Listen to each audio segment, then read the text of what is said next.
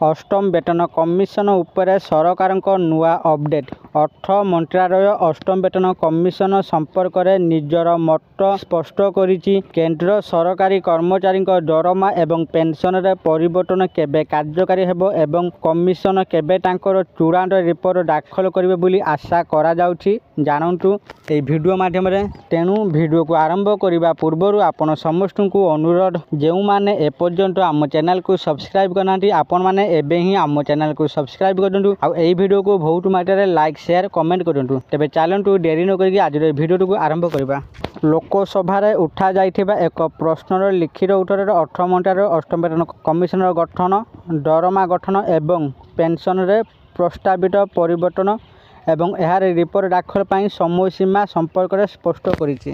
जदि आपण मध्य नूतन वेतन कमिशनर सुपारिश कार्यकारी करने को उत्साह सहित अपेक्षा करुछंती, तेबे एही अपडेट आपनका पाई गुरुत्वपूर्ण। सरकारी कर्मचारी आर्थिक उपरे सीधा सड़क प्रभाव पकाइबा विषय गुड़िक संपर्क में अर्थ राष्ट्र मंत्री पंकज चौधरी लोकसभा रे शेयर करिथिबा मुख्य विवरणी संपर्क में जानतु। सांसद ए राजांक प्रश्नर उत्तर में अर्थ राष्ट्रमंत्री पंकज चौधरी कहते केंद्र सरकार नवेम्बर 3, 2025 अष्टम केंद्रीय वेतन कमिशन गठन पर प्रस्ताव को अनुमोदन कर सारी।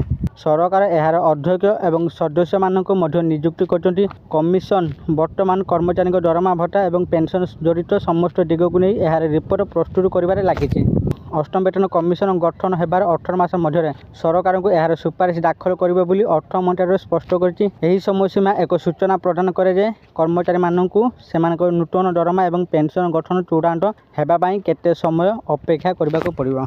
रिपोर्ट दाखल हेबा परे सरकार एहाको समीक्षा करिवे, जहा पर एहार कार्यान्वयन संपर्क में चूड़ांत निष्पत्ति नियाजिबो। यह बुझाए जे कर्मचारी माने एभे एही विकास पाई एक निर्दिष्ट समय सीमा अपेक्षा करें।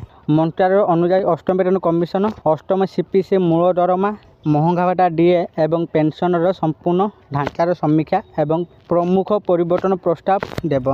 तथापि आयोग यार रिपोर्ट दाखल करने एवं सरकार यहां ग्रहण करने पर सरकारी राजकोष उपर यार आर्थिक प्रभाव केते पड़िबो ताहा स्पष्ट हेबो। यह अनुमान करा जाउछि जे संशोधित दरमा स्केल 1 जनवरी 2026 रु कार्यकारी हो पारे। तथापि चूड़ांत निष्पत्ति संपूर्ण भाव में रिपोर्ट दाखल और परवर्ती ग्रहण पर निर्भर करबा। जदि अष्टम वेतन कमिशन अधीन 2.0 और 2.57 मध्य एक फिटमेंट फैक्टर कार्यकारी करा जाए, तेबे आपनक मौलिक दरमा एक गुरुत्वपूर्ण परिवर्तन परिलक्षित हो पारे।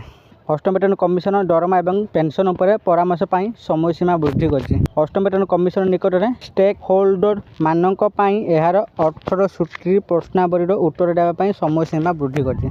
परामर्श दाखल कर शेष तारीख एवं 31 मार्च 2026 पर्यंत वृद्धि कर पूर्वर यही समय सीमा 16 मार्च पर्यंत धार्य कर।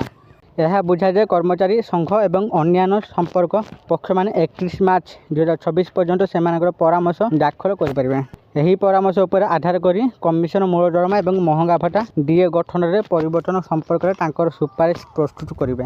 आशा करछि आपण मानकु आज भिडियोटी निश्चित भाव में भल लगी आपण मैंने भिडियो देखिए सबकिछि बुझी जाइए।